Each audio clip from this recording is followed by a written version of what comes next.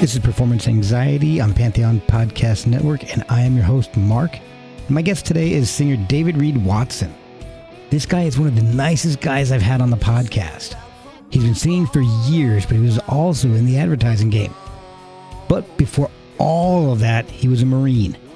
And while he was deployed to Egypt, he had the opportunity to lay in a sarcophagus in the Great Pyramid of Giza. That changed his life. That and getting hit by a car. He tells me how a severance package and a promise to his sister before she passed away from Sjogren syndrome kickstarted his musical career.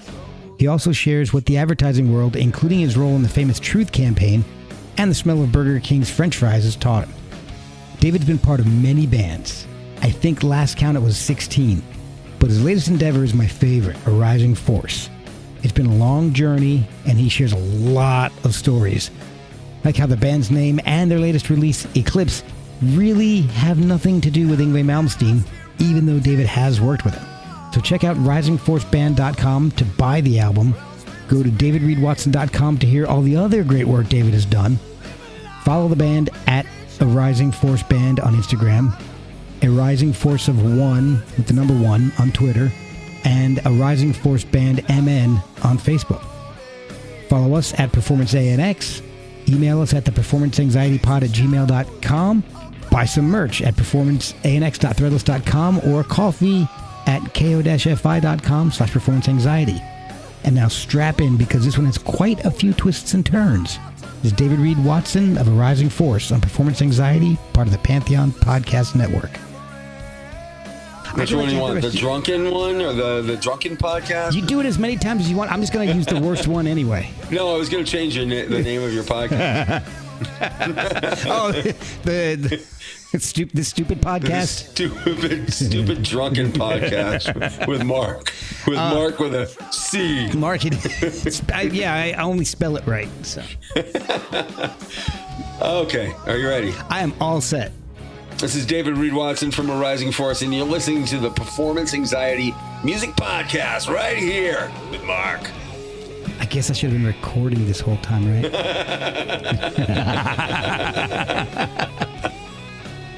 Oh, man, awesome. Well, thank you so much for doing this. This is going to be great.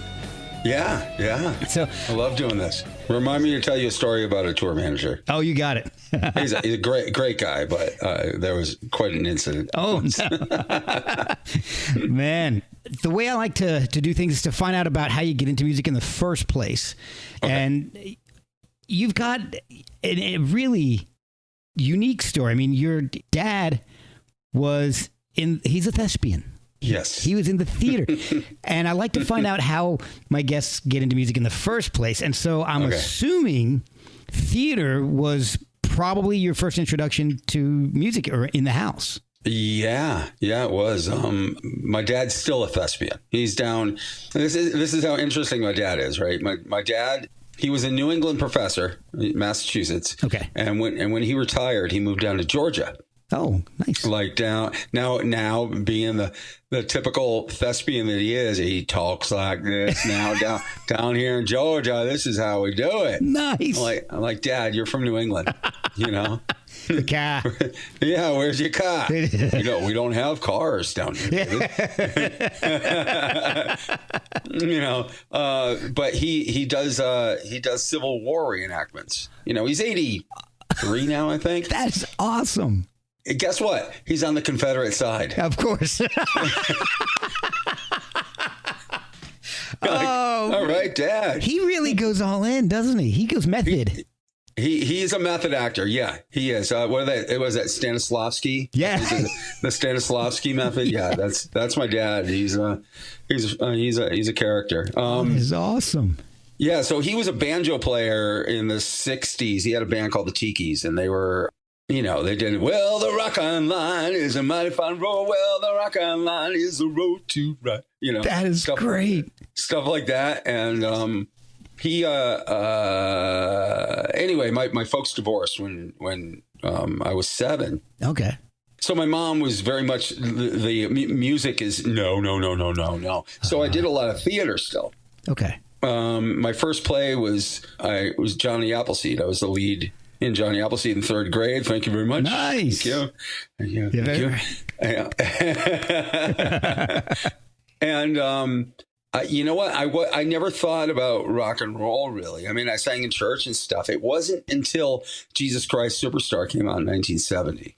And wow. Ian Gillan played Jesus in the London cast. Oh, I didn't realize that. Yeah. So when I heard him sing, he's singing Gethsemane, which I do a cover of Gethsemane on my webpage on the davidreedwatson.com. Not as sure as when we started then. I was inspired. Now I'm sad and tired.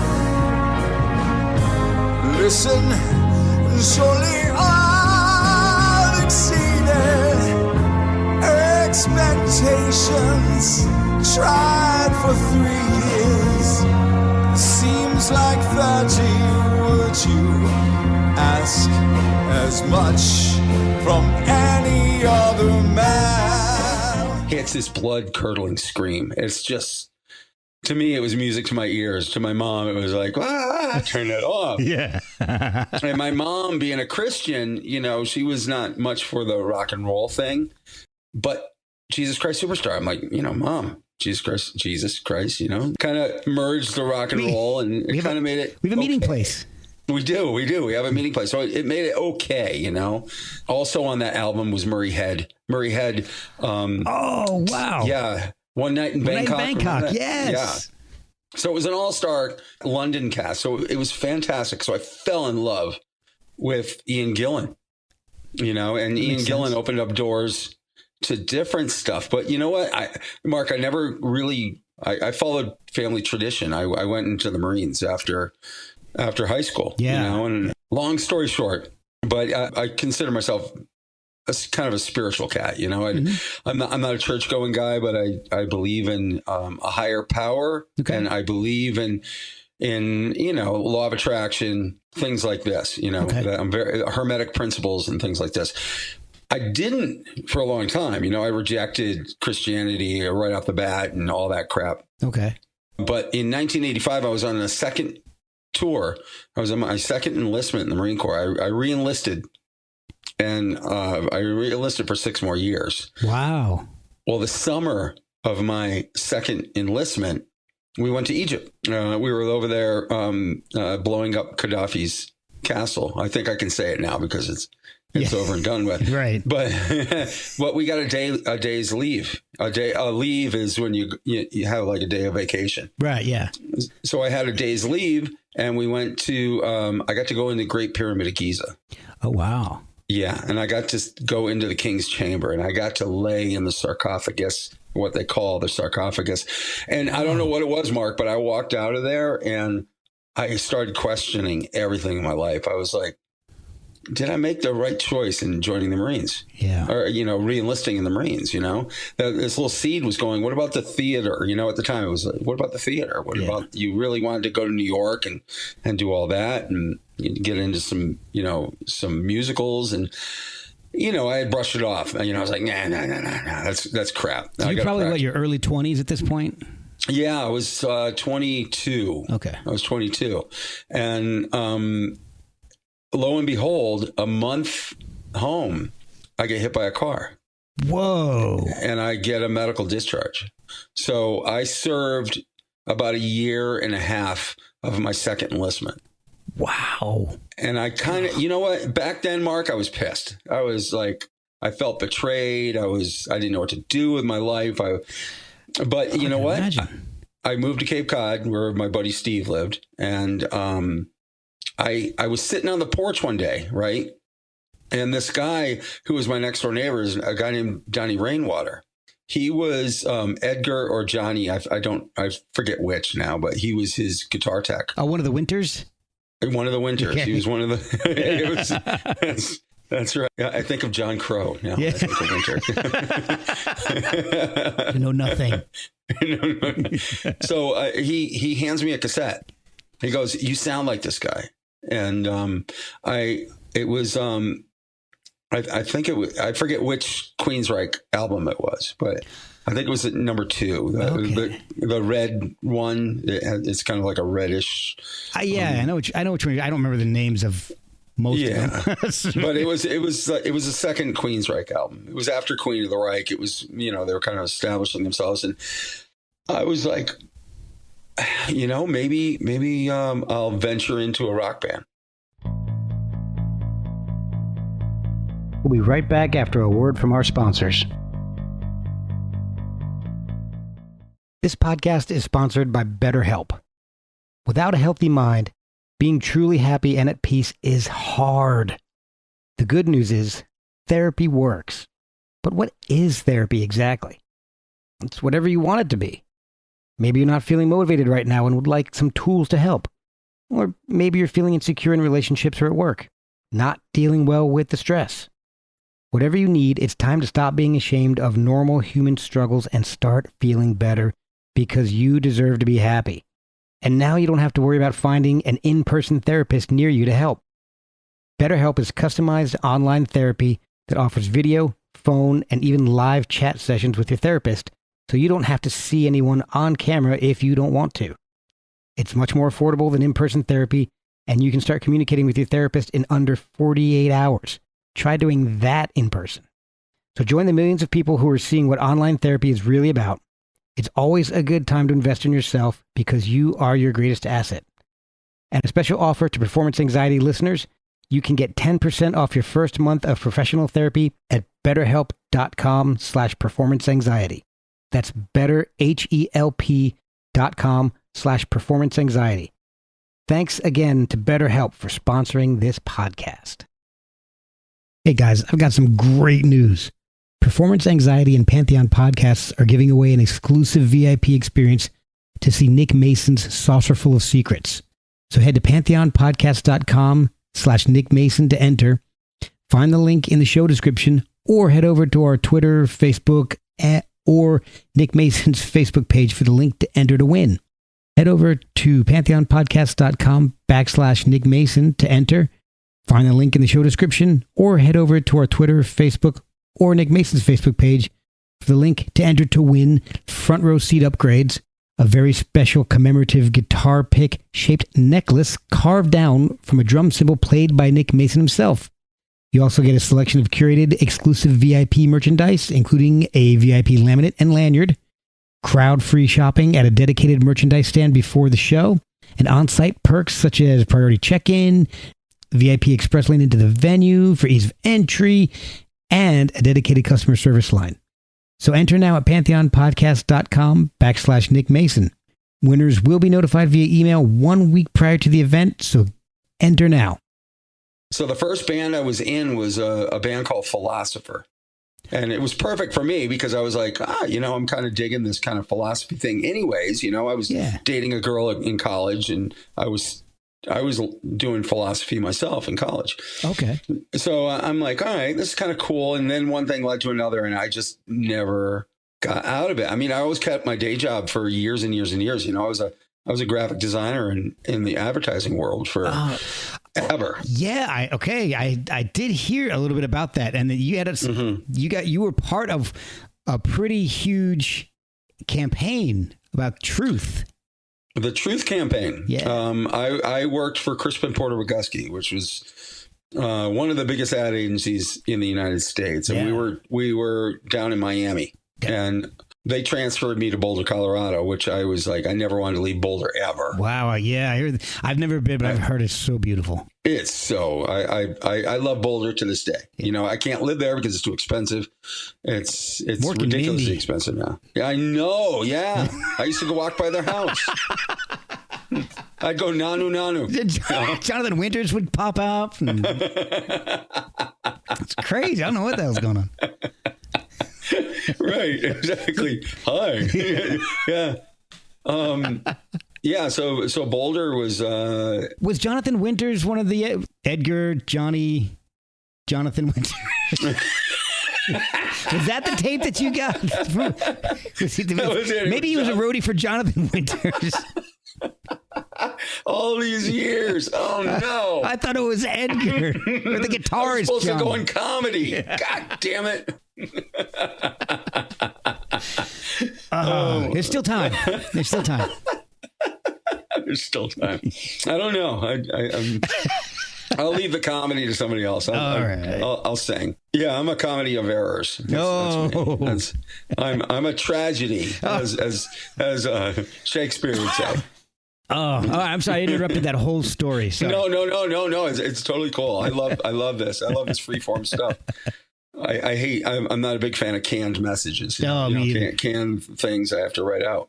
That's why I do this whole stupid podcast.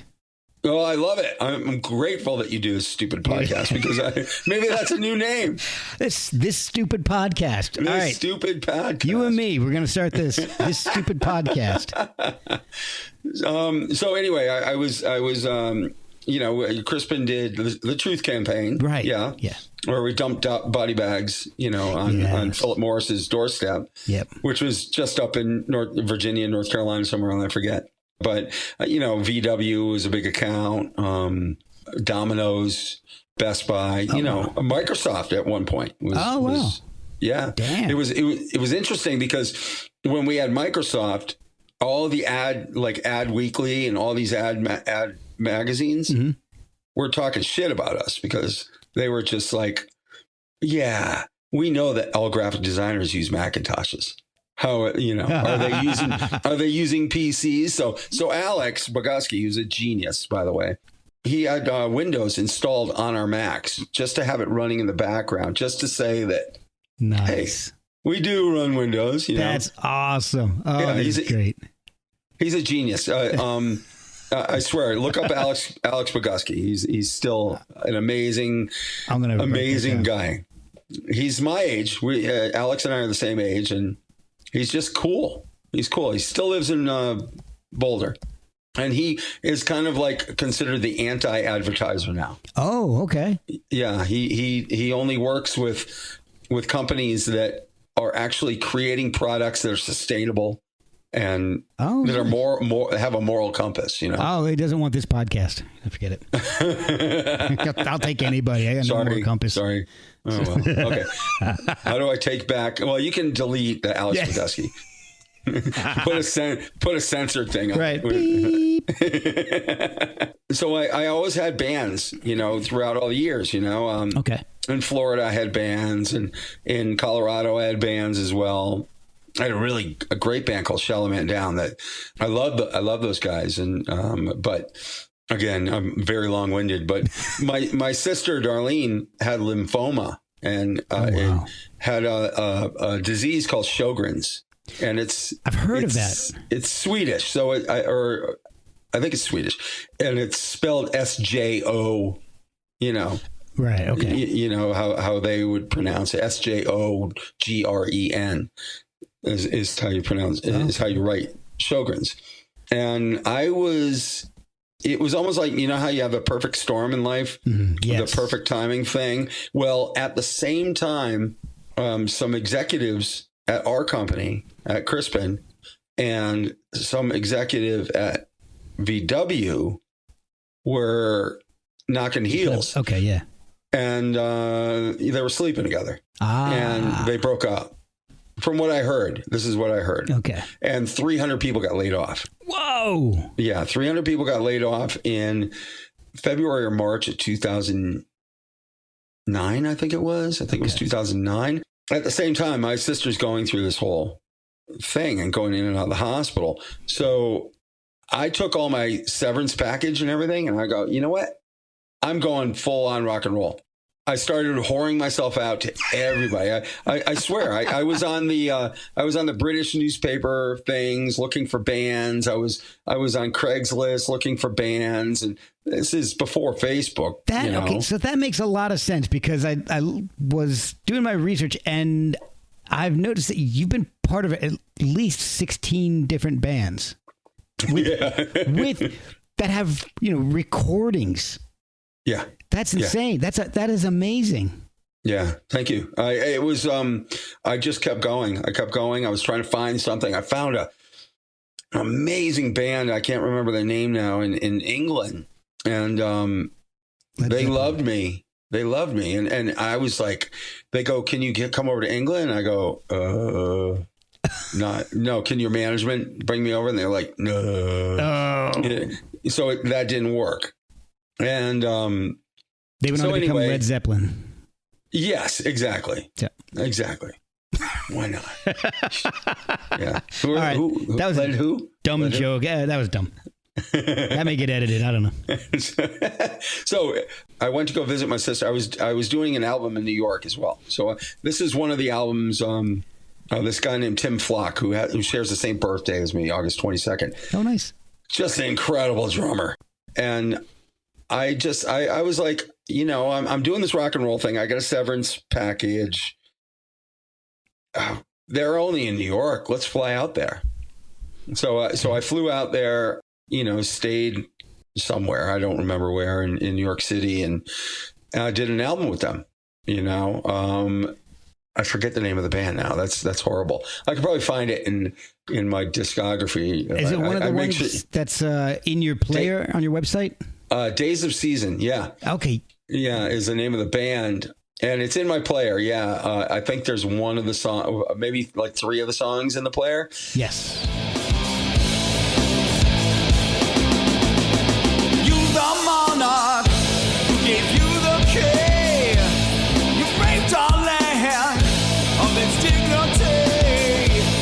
We live in virtue, but you live in hate. You found the land with your deceit.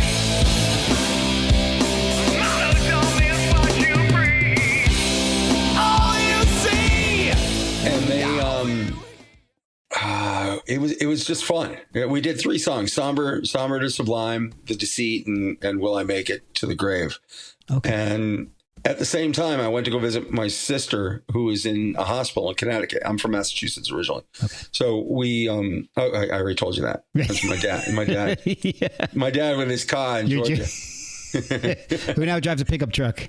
Exactly. That's right. Good old boy. That's right. That's right. We ain't got no cars in Georgia. See that flag with that cross on it? That's right.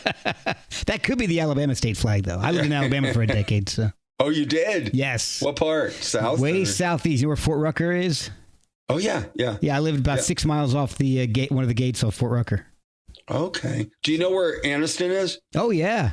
Yeah. I used to race mountain bikes. Oh, okay. And I remember they said we're going to do a race in Alabama. I'm going, you know what? I'll get drunk the night before. It was a fucking mountain. Yeah. Yeah. Northern Alabama has some pretty big hills there. I got my ass handed to me. I was like, I will never make fun of Alabama again. No, I was way down south by Dothan, right by Fort Rucker. So yeah. I was 90, almost exactly 90 miles due north of Panama City in the Gulf of Mexico. Oh, yeah. So I was Which way is beautiful down there. The white sand beaches down there are just...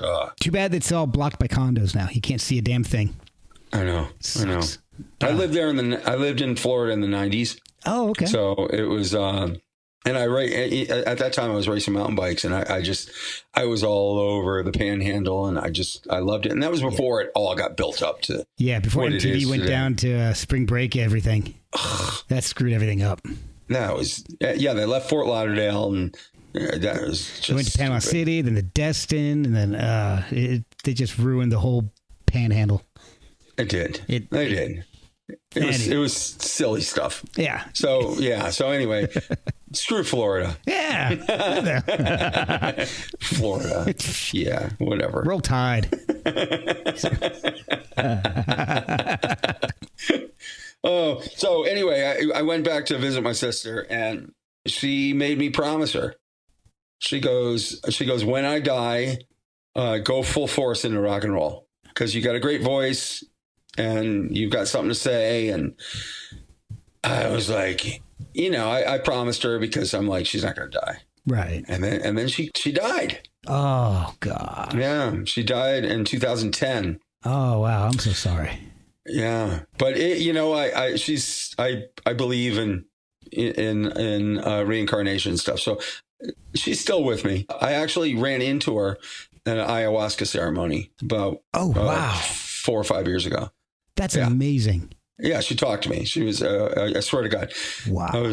She was giving me a thumbs up saying, this is good. You're doing good. You're doing good. I was like, thank you. That just blew my mind. Yeah, if you haven't done ayahuasca, do it. I've never done anything besides booze, so. Booze is cool. As you can see, I got my whiskey. I got a box behind me right now. one of those wine boxes. Hold on, let me see what I got in it. Hold on a second. Some cheap vodka. All right. Okay. Oh, rain. Maybe it's not that cheap, but it's gluten free. So I don't know what that means for vodka. There's no potatoes or what? Okay. And if you like gin, Blue Coat is awesome. I'll have to try that. You know, I never got into gin until I went to England. I lived over there for 6 months in 2019. Oh, okay. I was doing an album with the drummer from the band Soil. Oh, wow. Yeah. Yeah. So Tom Schofield. So I lived with the guitar player in Kingston on Soar, which is just south of what we Americans would call Nottingham. Oh, okay. Nottingham.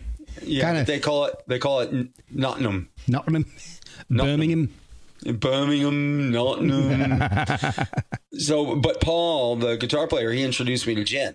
Oh. And, we put the juniper berries in and stuff. I was like, I really like this. Yeah. Gin is cool. I love gin. I love bourbon. I'm a big bourbon guy. I love me too. Buffalo Trace. That's my favorite bourbon. That's Joe Rogan's favorite. I didn't know that until recently. I'm trying to remember. I was just at the liquor store and I was like, the guy was asking, "Hey, can I help you?" I'm like, "Yeah, I just want a bourbon. I want something a little different. I don't want Jack or I just want." Yeah. And he's like, "I've got one bottle of this left. Buy it now because it's hard to get around here." And it was Buffalo Trace. And isn't it the oldest bourbon in the U.S.? Is that I've heard Rogan say that? It's possible. I've got a bottle stashed somewhere in my bar behind me, but this isn't my booze podcast, which would be another. Maybe that's what this stupid podcast would be about. Well, a friend of mine, my old bass player, out in Las Vegas. I had a Skinner tribute band, right? Yes. For a while. I love being in Alabama. I love Skinner. Yeah, and my bass player was in Joan Jett for 10 years. Wow. Yeah, and he's like, he's like, I can't get in touch with Joan anymore because she changes her number like every month or something like that from stalkers and stuff. Can you believe it? Actually, I can. Unfortunately, yeah. We'll be right back after a word from our sponsors. Hey guys, I want to talk to you about socks for a second. Why not? It's a music podcast. But I tried a pair of socks from Boldfoot and loved them. I've only worn them once because my kids have stolen them. So in my household, that's the best endorsement I can give. And I guess it's fitting because the design I chose was Jailbird. The design I chose was Jailbird. I might keep that in. The socks are 100% American made and 5% of all proceeds go to veteran charities. It makes sense seeing that Boldfoot is a family and veteran owned company. They have a huge variety of styles. So check out boldfoot.com and buy some of the best socks you've ever slapped on your feet. And help veterans while you're at it. That's boldfoot.com. So it's like he waits for her to reach out to him. One of them's got to keep the same number. Yeah. Otherwise, he's screwed. He does. He's probably one of the best bass players in the planet, and he's a left-handed bass player. Now, the first time I met him, he had a Husker Du tattoo on his arm. Nice. Yeah. And I was like, "Were you in Husker Du?" He goes, "No, I just love them." And I was like, "Oh man." and we became fast friends, and just cool. just amazing bass player. But that's like I don't have any tattoos. I never really plan on getting any, but if I did, it would be the Black Rubber Motorcycle Club logo. It's a skull and pistons, and it's just a perfect badass logo. That is perfect. So one shoulder would be that, and the other would be the Alabama Crimson Tide A, and that'd be the only two I can think of getting. Go Crimson Tide! Roll Tide, baby. Roll but I'm not Tide. going to get any tattoos, so that's all right. Okay. I'll get one of those fake ones. One of the stick-ons. Yeah. Like just I'll take the vinyl sticker off my car and I'll put it on my shoulder. Anyway, we got totally off track here. So, that's okay. Here, like. Okay. All right, we're back. That's what happens with this podcast. It just goes completely sideways. Where was I? Oh, my sister. Oh, yes. Yeah, she passed away. And I literally packed everything I owned in. I had this Toyota 4-wheel drive with a 6-inch lift, Colorado plates. Yeah. I moved to LA. Oh boy, you stuck out. I was like, oh yeah, I stuck out. The first week I was there, I moved in with the guitar player of a new band, a band called The Constant that I was in. Frank Yano was the guitar player. So I moved in with him and his girlfriend, right? Because I had nowhere to stay. It was in the Valley. So the first week I was there, somebody stole my Colorado plates. I'm like, all right. Welcome to LA. Yeah, that's right. Welcome to Van Nuys. Oh, yeah. But, God. But eventually I ended up moving on to the beach and enjoying it there. But and that kind of like started my thing, I guess I've always put myself out there, I think what really kind of took off in my career was when I met Jed Rylands. Jed Rylands was from the band 10 from Taiketo, from Tigers of Pantang. Yeah. John Sykes. Yes. So Jed called me up one day. I was in my apartment in Marina Del Rey on the beach, and I thought he was joking, or I thought he was pissed at first, because I leave for everybody's birthday on Facebook. I leave a kind of like a voicemail for them with 3-part harmony of me singing happy birthday to him. Oh, that's awesome. And he calls me up, and he's like, hey, mate, don't want to freak you out or nothing, but, that sounded actually Australian. Crikey. Crikey. So anyway, he's talking to me, and he goes, you left a message for my girlfriend saying happy birthday. And I was like, dude, I'm sorry. Don't take offense to it. I do it with everybody. He goes, no. I want you to do an album with me. Damn. And I go, from that? And he goes, yeah.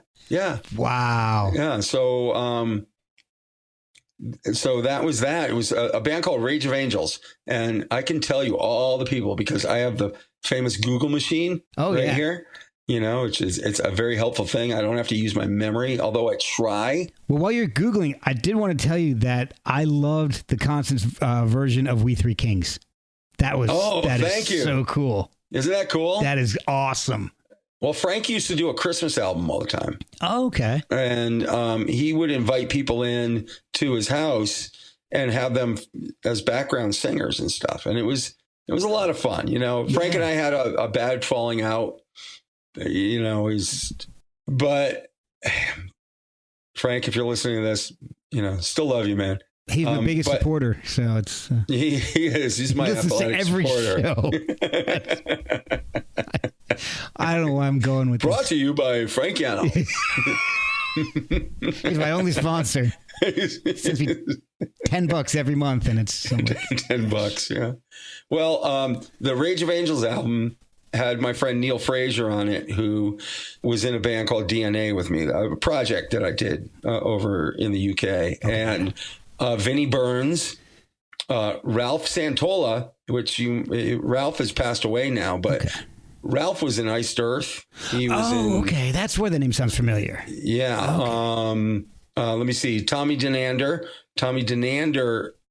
played with Alice Cooper. He's a session musician. Okay. He's done I don't even know how many albums. Ridiculous amount of albums. Unreal. So Tommy Denander, my buddy Mikhail Carlson, who's over in Belgium, I believe. Okay. But these names you might know because I wasn't the only singer on the album. Oh, okay. I did one song on the album that I wrote, and the other guys did the other songs that Jed had written. Okay. Harry Hess is from a band in Canada. Harry Hess is from, I'll tell you, Danny Vaughn from Tyketto. Okay, right? Yeah. Harry Hess was with, who was he with? I can tell you right now. Crap. Harem Scarum. Harem Scarum. Thank you very much. Yes. And my buddy Darren, who was the drummer for Harem Scarum, ended up becoming the singer for the band with one of Ozzy's. God, this is Jakey horrible. Lee. Was it Jakey Lee? was Yeah. it Badlands? No, it was the band after. I'll have to look that up. Yeah. Damn it. Yeah, it's. All right, I'm going to Jake E. I know. Isn't this crazy? So I actually auditioned for Red Dragon Cartel. Oh, okay, cool. Yeah, I auditioned for it. Oh, wow. For them. I could not sing that freaking high. It was like, no way. I tried to do like one of the old hits that he had. Yeah. But my buddy could do it. And he was a drummer, and he got the gig. And I was like, we became friends because I was like, I did an album with Harry. And he's like, no way. That's and we just became fast friends. So awesome. Harry Hess, Danny Vaughn, Ralph Sheepers from Primal Scream was on it. A guy named Matty Alfonzetti, who's over in Europe as well. Okay. He's been in a lot of bands. Robert Hart, who is the singer for Bad Company. Oh, okay. Yeah, and me. Wow. Jeez. So that's good company. That's yeah. That was good. That was good. That's now I know why you do podcasts. Yeah, this is awesome. That's right. Don't get paid to do them. I make little bucks. Yeah, little bucks, but you know what? You make a big impact. We'll see. Yeah. So Jed kind of, jump started my career because he got I'd done a bunch of stuff already, but he really put me in the spotlight. And that's when I started getting interviews and all over the place. A lot of it was because he got me a producer. He's like, I'm going to get you this producer. He's going to work with you. He's going to take you to the studio. And it was Kane Roberts. Oh, wow. Yeah. From Alice Cooper. Yeah. The big muscle bound guy. Well, guess what? Kane's back with Alice Cooper now. Oh, man. Yeah. It's weird how these doors open and close and then rework themselves around, Yeah. And, old connections come back around. Yeah. It's amazing. That's one of the things I've learned about this podcast is that when you make a connection, you may not stay in touch for a while, for months, a year, but you're not always forgotten. Things can happen because you worked well with somebody else. And it may take a while, but it could happen. I guess that's a big lesson, kids. Don't burn any bridges. Exactly. I went on tour when I was with Kill Ritual. Mark and his brother, John Gallagher from Raven, they have stories. Like they had every night after a show, we would all, before a show, we would all sit around and have dinner, right? Okay. And this is our when we were over in Europe. And they would just tell jokes and stories all night long. Oh, that's awesome. And I don't know if you know this or not, but Raven are the guys that got Metallica to come to the UK for the first time ever. No, I didn't know that. Yeah. Metallica had handwritten Raven, sent them a mail the U.S. postage to England. Yeah. Probably had a bunch of stamps of the Queen on it by the time it got to the guys in Raven, and said, we'd love to come over and play with you guys. Oh, wow. So, the guys from Raven, they've been in this business. I think their first album came out in like maybe 1982 or something like that. Oh, I'll have to reach out because that's awesome. They're the funniest, most loving guys. I got to hang out with them again because I worked on the Monsters of Rock cruise, right? Yeah. And they were on the cruise. Oh, nice. So I'm like, John, oh my God. He's like, right, mate. How are you, Dave? And was that still Australian? It was closer. You'd think after living over in England, I would get it right. South England. South England. It's way South England. Yes. Right. Oh, man. Crikey. I forgot where we were at this point. Let me see. My sister passed away. I moved to LA, and then I got together, did the album with Rage of Angels. Yes, Constant, Rage of Angels. This shell of a lonely man falls away to feel the beating of your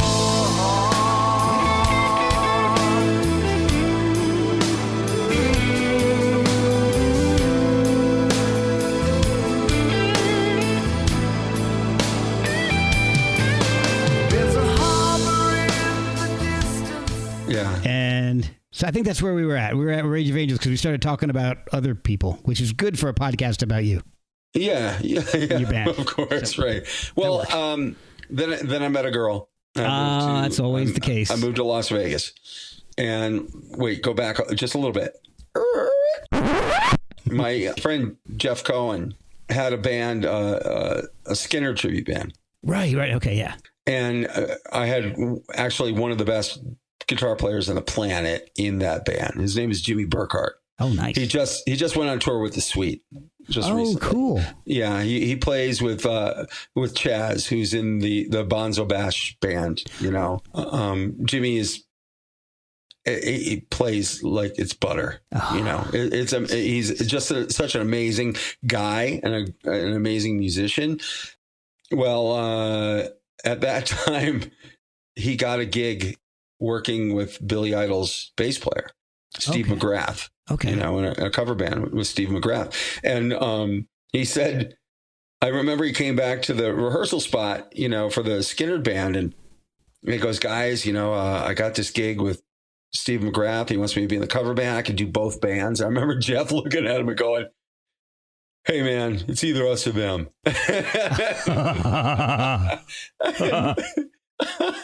Jimmy's such a nice guy. We walked out of the rehearsal and he goes, man, I didn't know he'd take it like that. And I go, dude, you got to stay with Steve McGrath. I mean, that's your in with Billy Idol, Yeah. So Billy Idol would use Jimmy. He might still use Jimmy for the gigs that he can't afford, pay Steve Stevens. Right.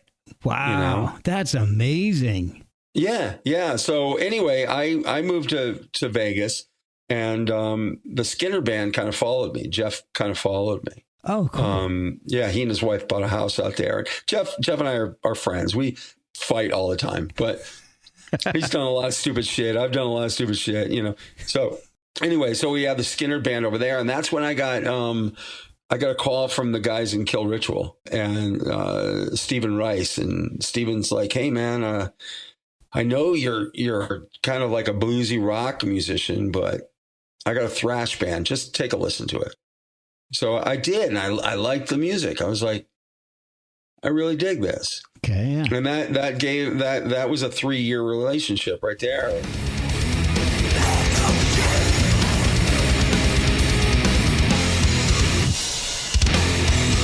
You act as if you were my friend.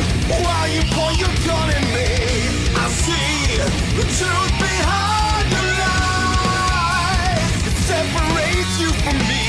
I'm not like the rest of them. You can't hide from me. We toured with Iced Earth. We toured with Raven. We did our own tour, so I got to really taste the touring world, Right, yeah. And I got to meet all my friends over in Europe that I had done albums with, finally. Oh. Oh, okay, yeah. Oh, that's awesome. Yeah, it was great. And then, long story short, when the pandemic hit, I met a girl who I'm still with, and she's awesome. Yeah, Kat is amazing. That's awesome. I live here in Minnesota, which brings me to a rising force. So Kat and we were in Arizona at the time, right? I was still doing some gigs with the Skinner band. I still had a couple more casino gigs to do. So we were in Arizona because her mom lived in Arizona. All right. Part-time. And we were actually contemplating moving there because I love Sedona. I'm part of the Bell Rock Hiking Club there. Oh, okay. Which is a vortex. Oh, if you're into that kind of thing. And wow. Kat and I fell in love on the top of this mountain. And we're like, I never thought I'd live in the desert, after Vegas, because Vegas was so toxic. I mean, I love Vegas. I've got some great friends there. I hear that a lot. But it's very toxic. Yeah. My buddy Jizzy Pearl, who sings for Quiet Riot. Oh, I love Jizzy Pearl. Yeah, he's out there. All the guys that are raiding the Rock Vault. My buddy Andrew Friedman, who is with Last in Line, and now with he just got a gig with Once Bitten, Twice Shy. Yeah. Great White. Thank you. Wow. Yeah. So he's singing for Great White now. That's wild. Yeah. So I still have friends in Vegas. I love them. But it's a very toxic place, man. Yeah, I hear that a lot.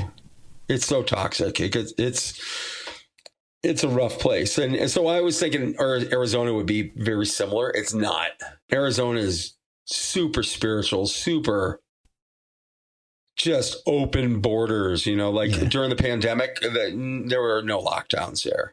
Oh, wow. Like that. Nothing. It was completely open. Wow. So Kat and I were there and we were contemplating moving there, honest to God. And we were not going to come back to Minnesota. Honestly, her dad had just passed away. Yeah. Her mom was in Arizona. Her kids are all grown up. There was really nothing for us here. Okay. And then I got a call from Lenny DiMcCary. Okay. Lenny DiMcCary is the founder of Hurricane Alice. Oh, okay. Yeah, which is a big 80s band. Yeah. He called me up out of the blue. He goes, a mutual friend of ours gave me your name. And this mutual friend, his name's Chris Vox.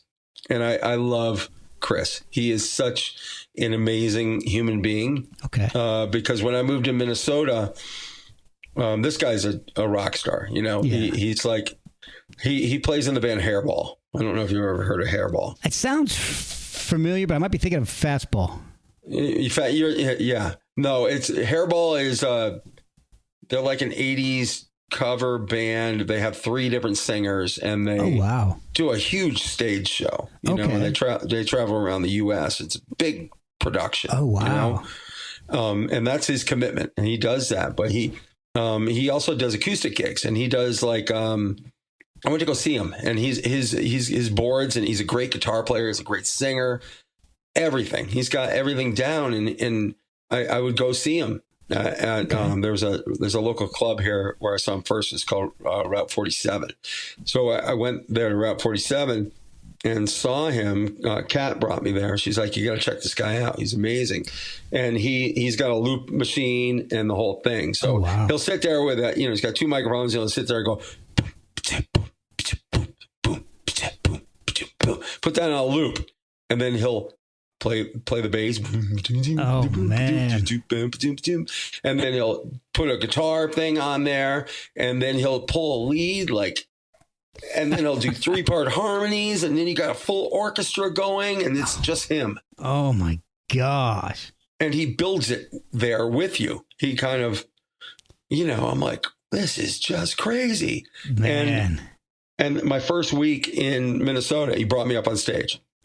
Oh, wow. And he goes, I hear you're new here. Come on. What do you know? What do you do? And I'm a left-handed guitar player, so I had to bring my own guitar, I think I did Like a Stone from Audioslave. Oh, nice. And he was like, bravo, bravo. You know, it was like, good shit, man. Yeah. Hey, you can come on stage anytime you want with me. And I was like, okay. And that kind of opened doors. And that's where Lenny got my name from, because Lenny called Chris first.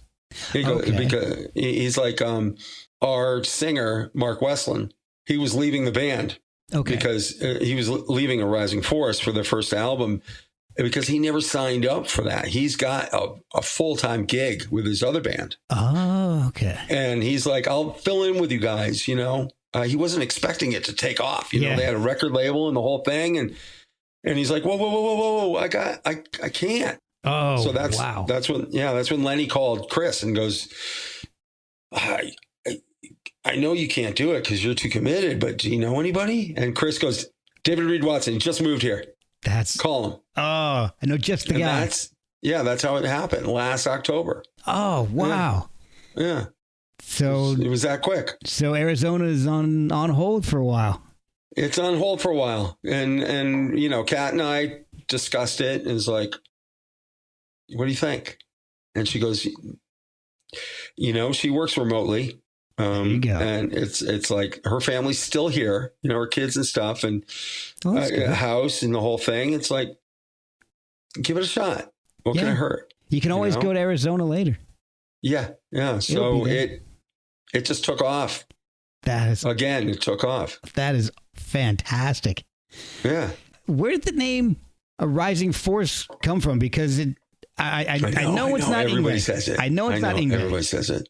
I know it's not English. Rising Force, Eclipse. I know it's not English.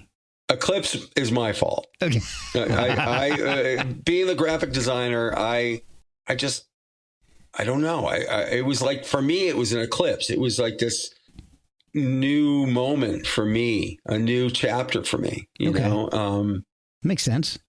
And I was like, Rising Force. So the name of Rising Force. So the bass player and Lenny and the old drummer that we had, they were in a band called Dare Force.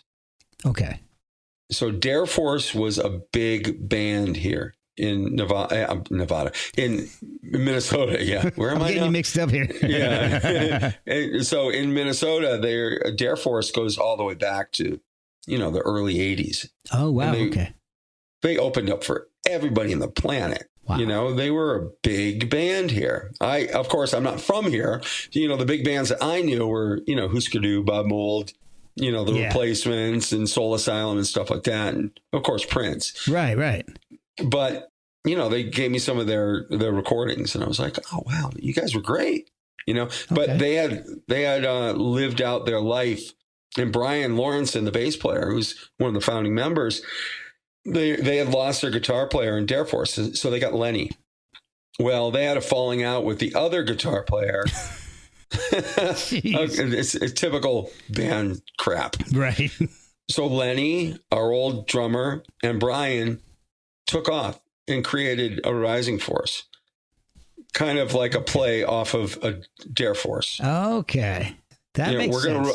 We're gonna rise above what Dare Force was, you know. Never, of course, thinking about Malmsteen. Never, of course, thinking that I worked with Malmsteen. Never, of course, thinking that Dave would be stupid enough to name an album called Eclipse. So yeah, you did work with Malmsteen. I did. My get this. This is really cool. So I did a fill-in gig in Las Vegas years ago with a band called Foundry. Okay. And Mark from the band Foundry, no relation to you. Okay. This other Mark called me up and he goes, hey, Dave, I got this band. I can pay you. I need a singer. Our singer flaked out. Ooh. Yeah. This guy was from a famous band that I won't mention. Okay. Because he just flaked out. Oh. He lives down in the New Orleans area, you know. On such and such street. Here's his address. And here's his phone number. His secret location. Yeah. So he just flaked. He didn't show up for a gig. He didn't fly out. Oh, that's he was paranoid or something. This is pre-COVID, you know. Wow. So Mark called me up. He's like, I've had enough of his crap, and you know, I need a new singer, and I need one ASAP. we have a show on Friday. Can you do it? Whoa. And I go, cover gig? He goes, all original. It was at a place called Vinyl, which is in the Hard Rock, the old Hard Rock, which isn't there in Las Vegas anymore. Okay. They closed it, opening up for Don. Oh, wow. Yeah. Nice. I'm like, okay, Friday, it's Tuesday. So I got together with them and we rehearsed as much as we possibly could. I pretty much got the choruses down, and the verses. I was like, all right, I got the idea of them. Let's do this. And so we went and did the gig. Everybody was there because my buddy who was a bass player is also a singer, but a great singer. Oh, okay. I'm talking Mark Bowles. Oh, yeah. Wow. Yeah. He was my bass player. I'm like standing on stage going, Mark Bowles is my bass player. I'm singing and Mark Bowles is my bass player. This is an alternate universe. This is Las Vegas. This is weird. It's one of the only places that could probably happen. That is the only place. Yeah. So I'm singing. And Mark, I was making up words. I was,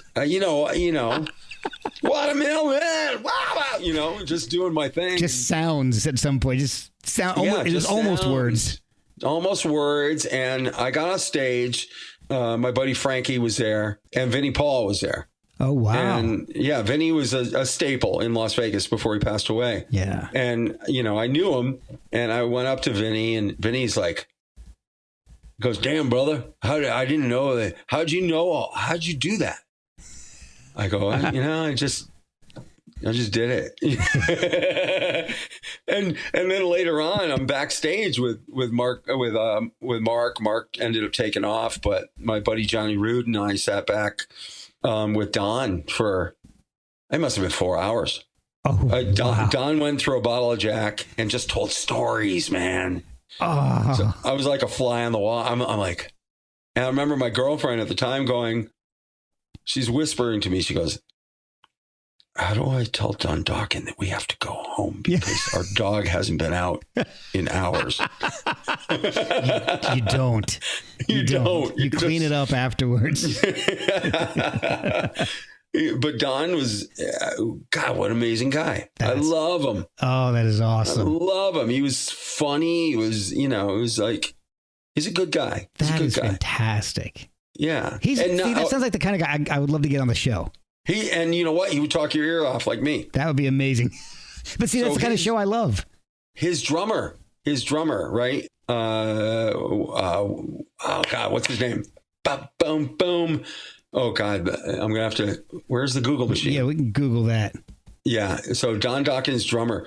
I should know this because I just was on tour with his brother. You'll probably find it before me. Let's see. Well, I've got a list of them here. I've got Mick Brown, Jimmy DeGrasso. Mick Brown. Okay. Mick Brown. So Mick Brown came up to me before the show, and he goes, "Hi, I'm Mick Brown from Georgia. Can I buy you a drink?" Met your dad from Georgia. Georgia. And I'm like, "Yeah, I know who you are." Yeah. He's like, "Can I buy you a drink?" I go, "Sure." Yeah. So Mick and I did shots before I went on stage. Jeez. And his brother was the drummer for Tesla on this last tour. I didn't know that. Oh, wow. Yeah. He came up to me. And he goes, "We got a mutual friend. He's a photographer up in the San Francisco area." I go, "No way." And he goes, I go, is your brother? And he goes, yeah, Mick. Wow. Yeah. Oh, that's awesome. Yeah. That is so again, cool. Again, those all ties it all weaves together somehow. It's just insane. So anyway, to get back to the Rising Force, so it was basically named after the Dare Force thing. But how did you get up with Ingray? I worked with him on the Monsters of Rock cruise. Okay, that's what it was. Okay. Yeah, I worked with him on there. probably can't tell you on this podcast how it ended up. Right. I can guess. I can just tell you, I was in a band briefly with his old drummer who said, I'll never play with him again in my life. I've heard, not personally, I've read and heard that from a lot of people. Yeah. And you always want to give somebody the benefit of the doubt, right? Yeah. When you meet them, you're just like, oh, yeah. All right, everybody just says this, Yeah. But, yeah, but I was just like, no. Moving on. Moving on for sure. Oh, wait, no, Cat. No, he wants to meet the great Cat. Yes. Wasn't she a guitar player? Remember the great Cat? Yeah. Oh, yeah. She used to play like the Beethoven on the guitar. Yes, yeah. Hun. Cat. She's shy. Oh, so is my wife. My wife won't ever come on the podcast. Oh well, whatever. She doesn't even listen. She heard that. She did.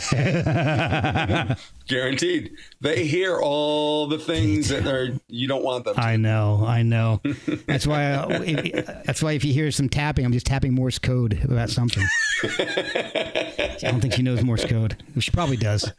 I'm sorry. That's all I type out in Morse code. I am sorry. So the new album is awesome. I love this sound. It's got this amazing quality to it. It's basically, it's a mixtape time capsule of my freshman year in college. So wow. 91. Wow. I went to RIT, Rochester Institute of Technology. Oh, no way. I went there. Well, I didn't go there, but I went there to see a Tesla thing. I was dating a girl on Cape Cod whose family was from Rochester. Her dad owned, I didn't mean to cut you off. No. Her dad owned the if you say Nick Tahoe's, I'll be in love. No. he was a stand-up bass player, and he owned a classical string place down the street from House of Guitars. Oh, House of Guitars, the Hog, man, that place was awesome. I still have Jimi a Hendrix Hog button. pants up on the wall. Yeah, isn't that crazy? And one of the Sergeant Pepper jackets or something behind glass. It's an insane place, and it's the biggest mess. I know. It's like here's the biggest joke. Like, it's like trying to find a T-shirt in the House of Guitars. Oh God, try to find anything. I remember going. It was. I don't know if it's changed because I left in like '94, but I can't imagine it has. But, so we were there around the same time. Oh yeah, probably yeah. So I was there. I was at the Penny Arcade. Yep. Oh my gosh. Do you remember a band called Cheater? Gosh, well, Talus was around back then. Oh, okay, yeah. But Billy had already moved on at that point because he to David Lee Roth, right? Yeah. So, and I broke ass college student. See, I was going to school for photography, so I had to. And this was back in '91, so there wasn't digital. So every assignment we had to shoot. Back when Kodak was. Yeah, Kodak University, man. It was, but so you had to shoot like 10 rolls of film per assignment, and you had to pay for that film yourself. So, and then you had to pay for paper. The only thing that was free, you could go into the buildings and all the chemicals they had. This is insane. You go there and they had like you go to the darkroom area and they had taps in the wall where you would just take jugs and get all the photochemicals you need free of charge. That was included in your tuition. No way. But you had to pay for all your film. You had to pay for your equipment. You had to pay for your paper. They had a big, huge place called the Cage where you could go and you could borrow basically any piece of equipment you wanted to, but you had to bring it back within a certain number of hours. So like a Hasselblad, got that. And but you could never get those because they were always out. Somebody, upperclassmen who always had some professor. Yeah. So they were, the professors had their own. So, of course. But the students, it was almost impossible to get the super high quality stuff because it was always out. So. Did you see that movie with Ed Harris? It's recent where he has to go and develop the last roll of film. No. And the only place he can find is in the Midwest. And it's a whole story about him and his son who are estranged. They hate each other. Okay. But he's dying. So his son, he's like, this is my dying request. I want to go develop this roll of film at this place in the Midwest that, wow. And this whole story unfolds of them and their drive out there. Oh, I have to look that up. That sounds awesome. It is. I can tell you what it is right now. Google machine to the rescue. Thank you, Google machine. Photography. It is called. Oh yeah, it's called Kodachrome. That makes total sense. Yep. It came out in 2017. I'll have to write. All right, let me write that down. Yeah, Kodachrome. Ed Harris, Jason Sudeikis. Oh, okay. Yeah. And Elizabeth Olsen. Oh, okay. Yeah. I think one of the Olsen kids. Yeah, I think she's the one that is in the Marvel movies now, isn't she? I guess. I don't know. I haven't seen a movie in a while. No, except for Kodachrome. Yeah, I'm big into movies like that. I like the avant-garde, the B movies, that people don't understand. I'm not gonna go see that. Yeah, they don't understand. Yeah. Yes, because you and I are college students. Yes. And I'm a thespian. We know intelligent stuff. I know smart shit. All right, so rising forward, back to college shit. Okay. So the album, honest to God, sounds like like I said, a mixtape time capsule of my freshman year in college. So 91, because you've got this LA metal meets grunge sound. It sounds like almost like facelift era Alice in Chains, but with maybe like Bret Michaels singing or something. It's really an awesome mix. I love it. Bret Michaels, Jeff Tate kind of mixture in there. It's basically what I listened to my entire time in college. And I love it because it's such it's a familiar sound to me, but you don't hear you don't hear too many bands doing things like that now. No, the music is so fun. Lenny is the main songwriter, and he has been. He's a writing machine. He's like, oh, I already got 2 new songs for the next album. I'm like, hey, Lenny, let me write some lyrics. Yeah. He's like, oh, I already wrote them. He lets me, interject here and there, but he's just a writing machine. That's amazing. But we got Lenny, who's been in this industry for years. I mean, he played. Not just with Hurricane Alice, but he was in, with Dave Manichetti. He played with members of that band. Wow. Yeah. Y&T. Yeah. So he played with members of Y&T. And anyway, and plus he's just this amazing eclectic guitar player. So you got him. Sorry. No, I was gonna say, is he the one that likes to wear the mesh shirt in the video? No, okay. That's our 23-year-old. 23-year-old. Going on 24. Oh my God. Yeah. So is there a resurgence of appreciation for the music of like 1990? Because it's not everywhere, but I've heard a couple of bands, and they've got that sound. A Rising Force. There's a band South of Eden, and you guys have this awesome, almost like Sunset Strip meets Seattle sound. Well, you know what? I think what it is you've got all these older rockers like myself and like Lenny and like Brian and our new drummer Pete, who. Wait till you hear the next album. Number 3 is going to be amazing. Oh, wow.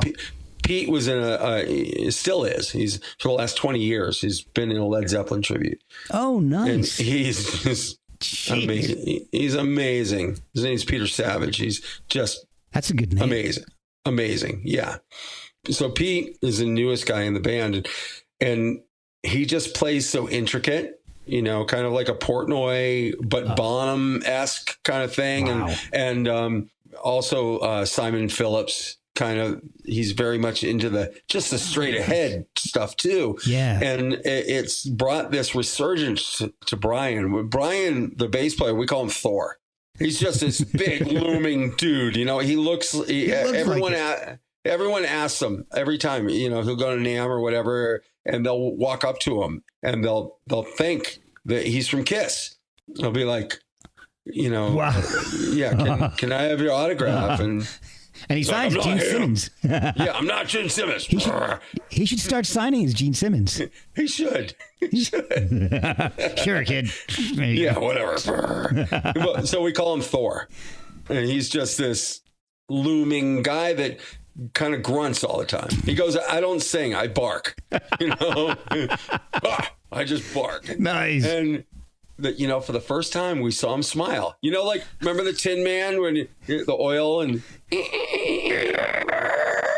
yeah, that's Brian. And we're going, we stopped practice. Brian? Yeah. Did you smile? Or was that a stroke? Or is it a stroke, right? He's like, what? Did the right side go up or the left side go down? I don't know. He's got Bell's palsy. I'll go into hell after this episode. I'm just going to let you know right now. So he's like playing with Pete. He's going, oh my God, I don't have to keep time anymore.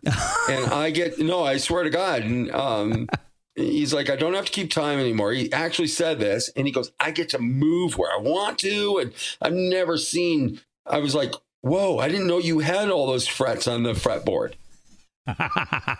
Because I'm used to you playing like these 5 up here, right. Now he's like all over the place because Pete is just, and Pete is like, Pete's amazing because now with my vocals, like he accents on my vocals. He listens to me.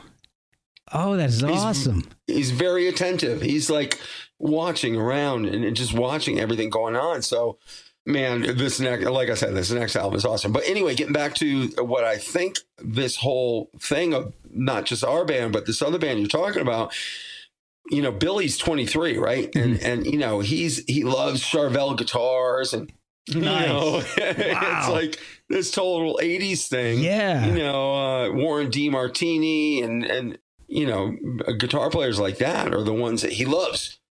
Man, wow. And he's very much into into dive bombing and yeah, he does.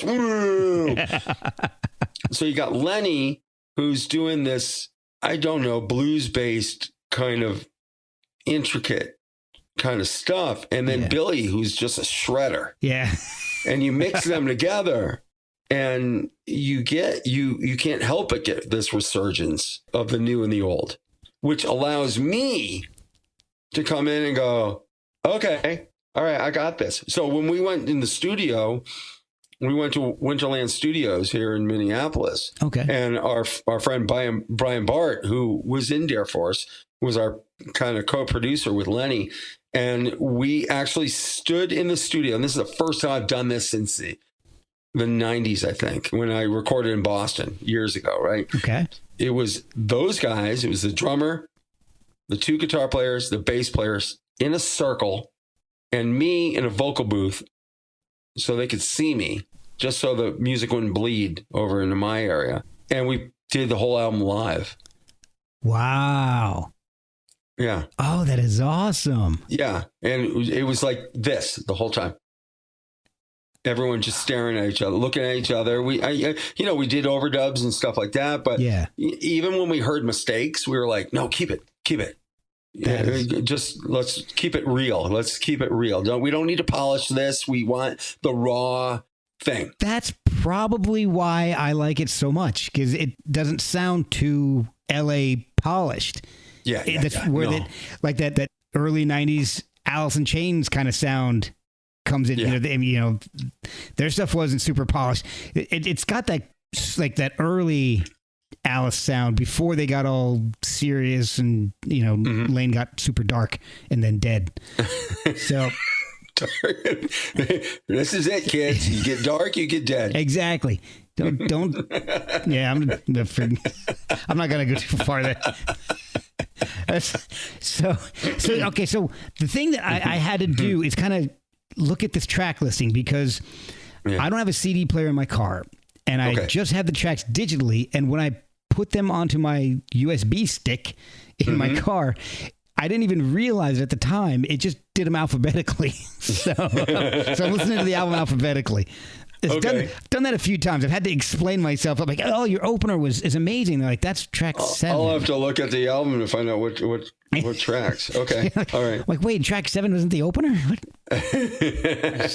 So, because the first thing I heard was All Night Long, which I love. Okay.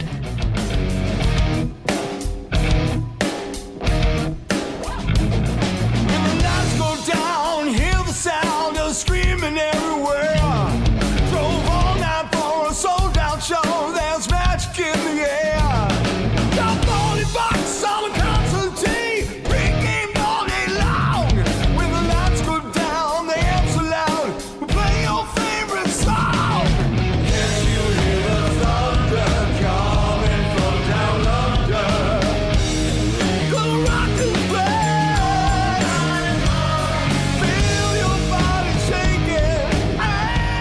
that is a great. I'm in the car singing that thing the first time I heard it. I'm like, good. That's that song. That's what we wanted. It was amazing. Yeah. But the actual opener is Believe. Yeah. Which is a beast of a song. That is a great song. You guys through this whole album have given me my fix of pinch harmonics. Oh, yeah. Lenny will love that. I love pinch harmonics. Yeah. I could have it listen to an entire album of just pinch harmonics. There you go. Maybe that's your next album. We'll call it Pinch. Yeah. In a pinch. Pinch in the harmonics. Pinch in the mark. There we go. That's your side project. So Nobody Cares still has that Alice in Chains sound to it.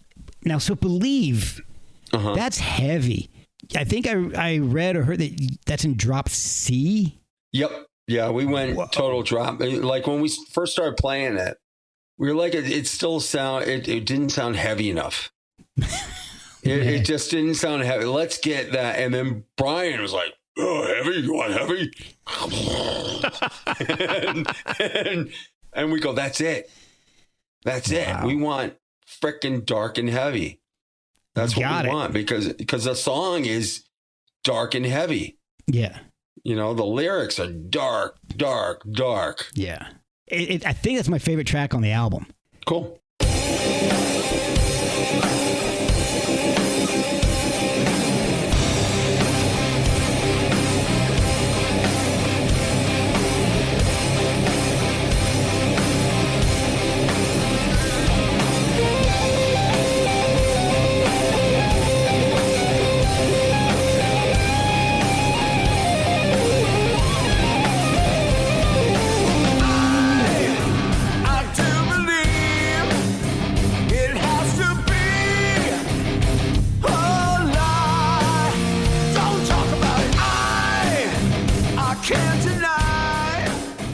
So we go Believe, Nobody Cares, All Night Long. So the first 3 tracks I'm in love with already.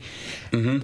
You go and you do what was always the cool break in those late 80s, early 90s albums. You got the ballady song Star, which I think is it's a gorgeous track. I love that song. Thank you.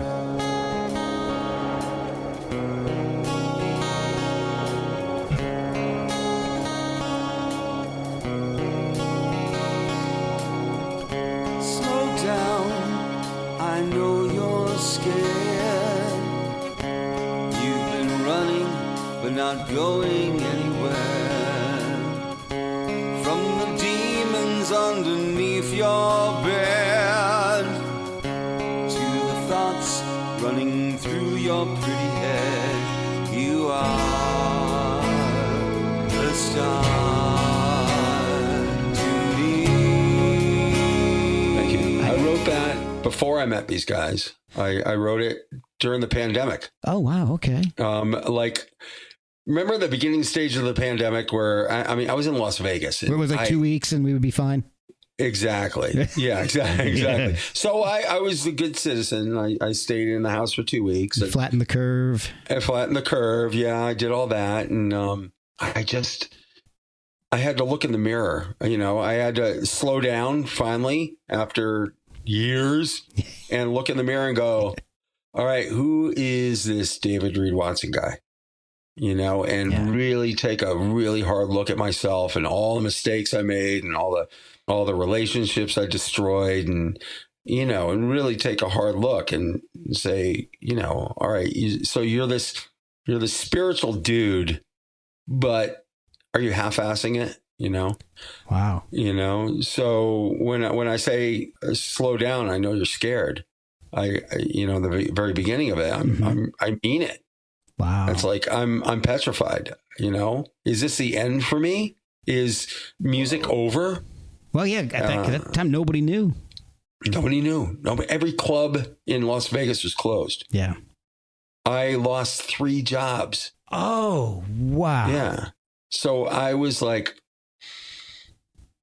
wow, this is surreal. You know, and then after 2 weeks, I was like, this is bullshit. You know? And then you wrote, nobody cares. Exactly. Nobody cares. That's right. Nobody cares. This is ridiculous. Pompous asshole. Yeah. Yeah. For real. And, you know, a lot of these lyrics are very much around that whole time.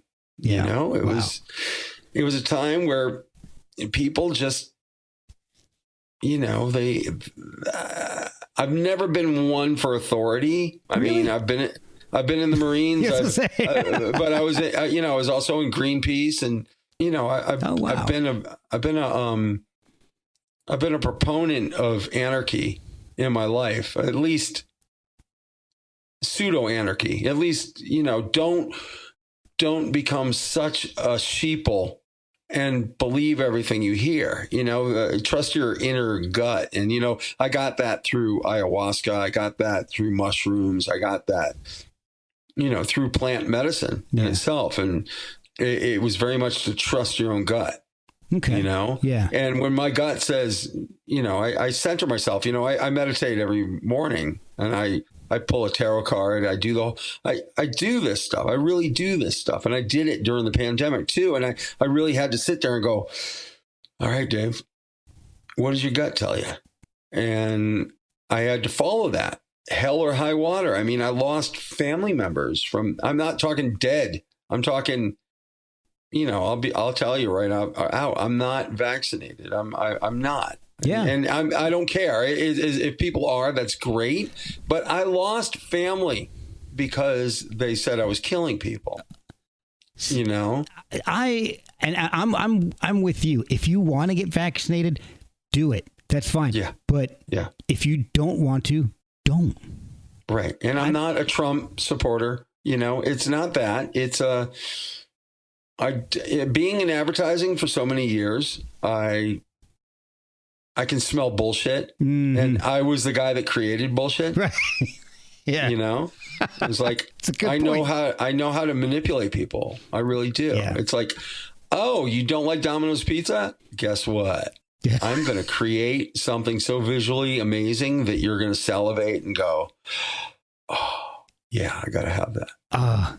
But it's true. It's like, you feed people enough bullshit and they're going to believe it. We knew this in advertising because we did this. This was our job. We had teams. A good friend of mine, Dave, was part of this psych team in advertising that would analyze people and go, okay, did this work? Did this work? How do we get them to believe this? It really happens. Good grief. And so I'm an insider on that, you know? And I realized after all this time in advertising how easy it was to manipulate people. Wow. So easy. So easy. All right. I'm going to take classes from you. Yeah. Well, number one, stay off mainstream media. Number 2, don't believe in the left or the right. You know? Exactly. You know? So I know it's getting really dark in here. Let me turn on that light. Hang on. Yeah. So, and my shirt, I want to show you this. Oh, nice. So I'm a vet, right? Yeah. I'm a disabled vet. And this was when we were in Iowa, 3,500 people were there. Okay. And we were opening up for Tesla. And all these people were out there, and this guy threw a T-shirt up on stage for me. And I showed it to everybody, and I thought, wow, how apropos, because it's advocating plant medicine. And basically it says the heart and the pot leaf in there. Mm-hmm. So it's basically saying plant medicine is greater than 22 a day. 22 veterans a day commit suicide. Oh, okay.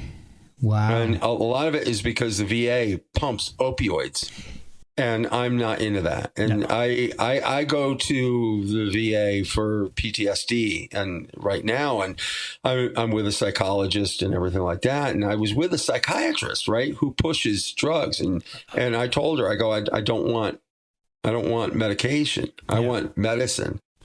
Exactly. There's a big difference. There's a big difference. Like right now, there's a big thing with ketamine therapy. Mm-hmm. And this guy, my friend Deb, who's amazing, Deb interviewed this guy named Zappy Zappos, I think his name is, and he did he recently did a movie documentary with this basketball player, Lamar Odom. Oh yeah, remember Lamar Odom? Lamar, yeah, and he had quite a run in Las Vegas and almost died, and bad stuff. Yeah, well, that happens when you're married to a Kardashian. Oh my God. Oh yeah. Anyway, it's craziness. Yeah, so much money, it's ridiculous. So anyway, he Zappy got him to do ketamine. Oh wow. And that guy's playing basketball again. He's completely changed his life around. Wow. He's like into spirituality in the way, like he's looking at himself and seeing his mistakes and what he's done over life and with his childhood and how he was abused as a child and all this stuff coming out. And I was like, and then I started reading about veterans doing ketamine therapy with veterans. And so this is interesting. Not to get too off sidetrack. So I'm like, I tell the VA, I go, I want to do ketamine. I want to try this. I really do. I think it would help with my PTSD. I have something called survivor's guilt. Okay. Oh, yeah. A bunch of my buddies died in Beirut. Oh, wow. In the barracks. And even though I wasn't there, I knew them. They died, and I never understood it for a long time. But they call it survivor's guilt. And so I'm like, I want to do this ketamine therapy because I hear it really works. I'm a big advocate for plant medicine. Mm-hmm. I really believe in it completely. I've done 5 ayahuasca ceremonies, and they've completely changed my life. Wow. They've completely changed my life. My neural pathways are reprogrammed, and I wouldn't say I'm 100% normal, but I'm way better than what I was before. Any addiction problems, anything like that, are waning. Wow. Seriously going away. They're going away. So, so the VA reaches out to me, and they have some girl call me up for a survey. So mind you, to get into this program, to do ketamine, you basically have to be borderline suicidal to get into it. And so they ask you about 20 questions. Okay. Okay. And they're pass fail kind of questions. And we just bought a tour bus that day. Okay. So Kat and I hopped on the Harley. We went up to meet Lenny to go sit on the bus. And I'm sitting on the couch. I'm like going, this is freaking awesome. It says a rising force on the back of it. Oh, nice. We're going, this is cool. And then they call me. Yeah. You think I've got suicidal thoughts on my brain at that time? No. And I went through the question and answer, and Then she goes, we're afraid you're normal. Wow. What they classify as normal. So when I got this shirt, long story short, I went up and I talked to the guy afterwards, and we're friends on Facebook now. And he's got a website that everyone one can go to. I think it's called 22 a day. Okay. And I talked to him afterwards. I go, how'd you know I was in the Marines? He goes, I didn't. I just threw it up to you. Oh, wow. And I was like, how'd you know I had PTSD? He goes, I didn't. I just threw it up to you. And that's the way the universe works, know? And I'm a proud, I wear, it seems like I wear this shirt 24 hours a day. I don't. I put it on for podcasts and stuff like that, or I'll put it on for a show. Yeah. So it doesn't, it's clean, but I thought this was such a cool thing to have. Yeah. Because it's, I think of myself as a writer, as a singer. It's like we have a responsibility to make people feel empowered. Mm-hmm. I believe. Yeah. I mean, I know there are a lot of entertainers out there that's just, whatever. I just go out. I want people to have a good time. Boom, boom, boom. I want to take it one step further. I've always said, I've said this my whole life, really. I want people to walk out of our shows with a question mark over their head. I want them to really think about their life. Am I living my life? Are they going to get that opportunity like I had when my sister passed away to do what I love? Yeah. I think that's important for people. I mean, you're doing what you love. Granted, there's not a lot of money. I mean, there's not a lot of money in rock and roll, but it's amazing, isn't it? Yeah. Yeah. We should be the money in it. Yeah. We should be the ones making all the money. That's not these politicians that do nothing. Exactly. Well, they're not making it. They're just taking it. Yeah. Yeah. So, I think I'm going to make that into a song. Oh, there you go. That's good. Making it. Yeah. Or taking it. That could be a good question forever. Yeah. Hey, glad I could help. Yeah, no problem. So anyway, again, let's go back to wherever we were. I don't even remember. Well, Star. Yeah, Star. You got a better recall than I do. I don't know why. I just maybe not enough whiskey. Yeah. Maybe I need some of that gin. Oh. Yeah. No, wait, that's the wrong bottle. That was Rain. The Rain, yeah. Blue Coat. Rain just reminds me of something that Ben Stiller should have for Zoolander. Yeah. Try new Rain. Suck my cheeks in. Try Rain. It's like it rains in your face. So I would never have made it in advertising. People just laugh at my stupid ads. No, but that's the best part about advertising. We usually sit around a room and do this. See, I would have fun in advertising. I don't know if I'd be successful. You would. So get this. Is in sidetrack in advertising, right? Yes. We're asked to do this campaign for Best Buy. Okay.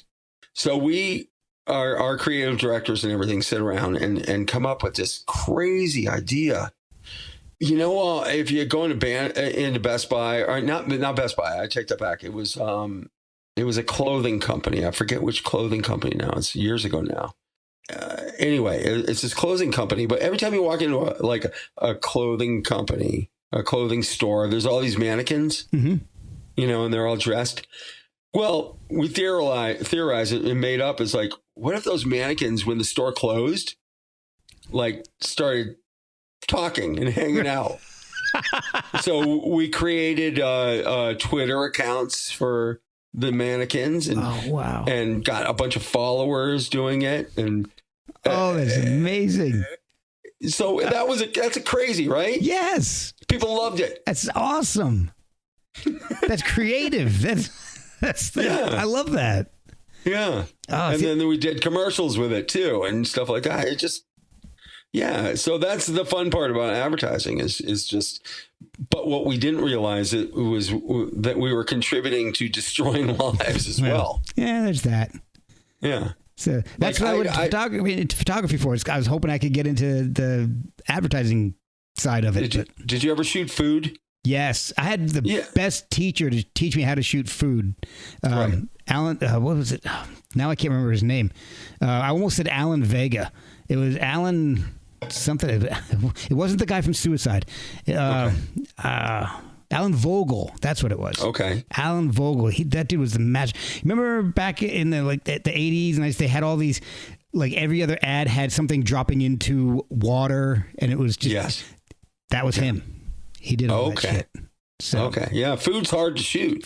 Alan Vogel. He's the one who taught me if you're shooting an ad for an ice cream cone, you don't put ice cream in the ice cream cone. You put like butter or like another kind of crap in the ice cream cone, because as the only thing that has to be real is the product you're actually advertising. Right. So exactly. Like, okay. You have to salivate when you see this. So the ice cubes in that glass of Coke aren't actual ice cubes. They're plastic. So, Coke Zero was one of my accounts. Oh, cool.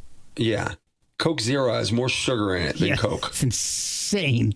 It's ridiculous. Burger King, I would never eat there. You know how many tens of thousands of dollars they spent, probably tens of millions of dollars they spent on the cent for French fries? No. Yeah. I don't even like their fries. Right, but they smell amazing, don't they? They do. Yeah. I'd rather have their onion rings. It's because they did this research on the smell. Oh, my God. And what smell do humans like? And they did all this research and found out this almost mesmerizing smell, like, I gotta have them. But, you try a French fry and it tastes like sawdust. Yeah, which is actually in the milkshakes. Right. Yeah, right. Oh, God. So that food is so horrible for you. I learned so much. And then, I was so grateful that those two people were knocking knees because, thank God I got out of it, because I became like the anti-advertiser, like Alex, because, I can't say his name. That's right. He's like him, like that guy. Alex B. Yeah, Alex B, because it's almost, I don't want to say it's pure evil, but here's a bunch of kids hanging out, us, creating this stuff, and people are believing it, and we're going, you got to be shitting me. Yeah.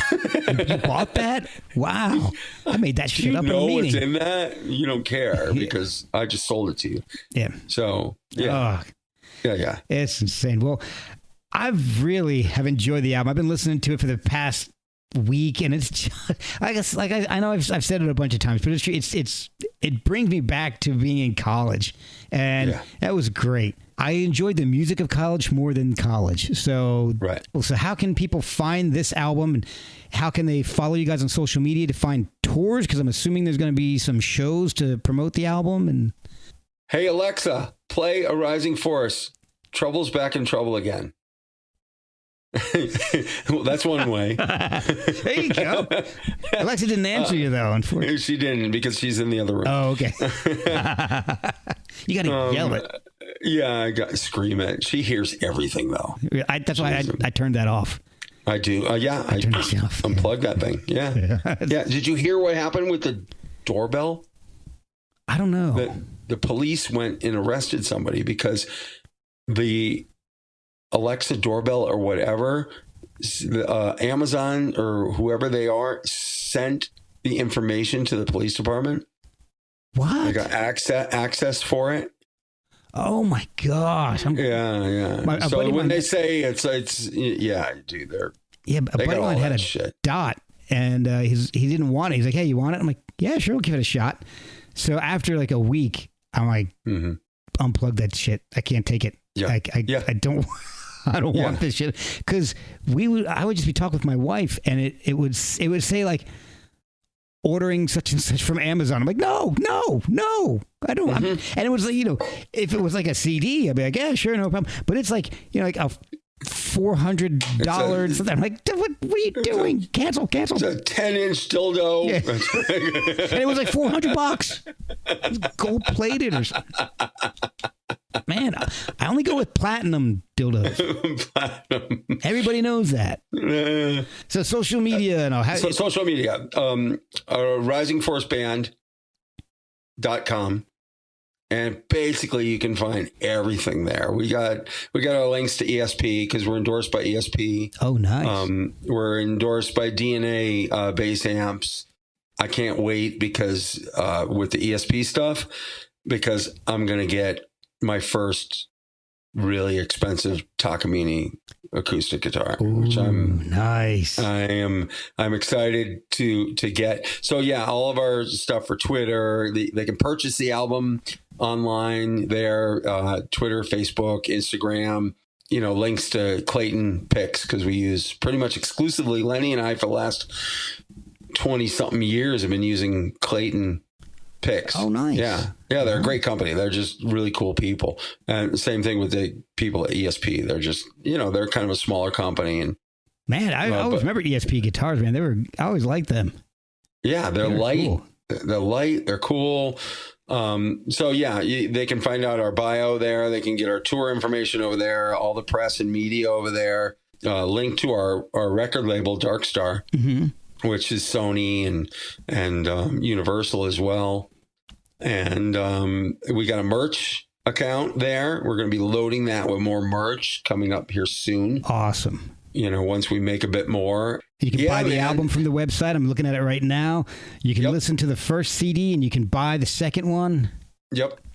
And the first CD is great. It's not me, but it's Mark, and it's a little bit different, to give people an idea of what Mark sounded like. They did. He sounds like Janie Lane. They did a Warrant cover on that album, Uncle Tom's Cabin. And he sounds like Janie Lane. That's one of the Warrant songs I like. Yeah, and so it's a great. I'll send it to you. Oh, awesome! It's a great album. We actually do a number of the songs when we play it live, because some of the shows we do, we're really fortunate to do an hour and a half, 2 hours of music, which a lot of openers get like 2-3 songs sometimes. Yeah. It's exactly. Like, and then you're cut off. But no, we do a full gamut. So we do the whole, pretty much the half of the first album and half of the second album. Oh, nice. And it's just, we're blessed, man. I'm grateful that these guys came to me.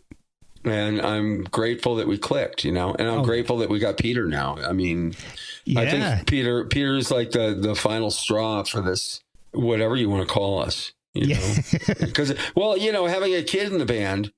Yeah. It's funny. His name's Billy too. Billy the Kid. That's what Brian calls. Nice. But Billy, he brings this. I mean, we've all got energy and stuff, and we've got experience. Yeah. So when we were out with Tesla and some other bands that we played with, he's just like in awe, and we get to. I get to live through him vicariously. Like when I was younger, and I would get to go backstage with some of these big bands and go, "Oh my God." And then, Frankie from Tesla, like, starts talking to him. And you see him shaking like an asthmatic chihuahua, like, Stimpy, What are you doing? You idiot. You idiot. But it's fun to see, because as I get older and as I've met a million rock stars, and I've been in rooms with them, hung out with them, and partied with them, and talked to Don Dokken for 4 hours. Yeah. Well, to add to that story, Johnny and Don went to the bar afterwards, and probably another 4 hours later. Exactly. So, seeing a kid who hasn't met all these people, hasn't been in the circle, meeting all these people, it's like, whoa. Like in his last band, they went out to LA and they played at the Whiskey, and I played at the Whiskey probably 20 years ago now. Right. Yeah. And it's cool. It's the Whiskey a Go-Go, but he's just like jazz. Yeah. And it's fun to see, because it gives you that revitalization. Like you're like, oh, wow. Yeah, I remember why I do this now. Yeah. There's still, the magic is still out there. It's still out there. And you know what? And also having a 23-year-old in the band, it gives me a lot of hope, because I was worried about rock and roll for a long time. Yeah. It's been a long time since we've had really good music. Yeah. I couldn't agree more. Things have gotten so weird with streaming and and satellite radio, because now I remember growing up, you didn't know what you're going to hear on the radio. I mean, you could hear something classic rock, then something alternative, and then something a little more on the pop side. You didn't have, oh, this channel just plays grunge songs. This channel just plays hair metal. This channel just plays 50s. You know, it was, you didn't know it was coming up. It could be anything. And that was the beauty of it. Yeah. Like, Steely Dan wrote a song about it, FM. Yeah. Right? Yeah. Exactly. No static at all. I hope that maybe we can get back to that someday. You know, like everything in the world, it ebbs and flows, you know, and societies learn. And we're looking at all, you know what, to me, it was inevitable that COVID had to happen and all this separation and everybody. We're seeing such an extreme polarity right now. And it's like that, you know, how could we not? We polarized ourselves. Mm-hmm. Exactly. And now we get to see it. We get to go, oh, and people are starting to wake up now, which is great. So. I hope so. You know, we are just one EMP away from going back to FM radio. So just one solar flare and we'll be back. I would miss you and not being able to do this podcast, but you know, there are times I go, man, I wish we could just, you know, I have 7 acoustic guitars. I'm down with just getting a beatbox with somebody and there you go. You know, and going all acoustic. Yeah. It would suck. Know? It would end my podcast, but you know, I still do my photography. There you go. There you go. Yeah. Well, this has been a blast. I have enjoyed this chat so much, man. Thank you for spending so much time with me. So many great stories. I really appreciate it. Oh, thanks, Mark. I appreciate it.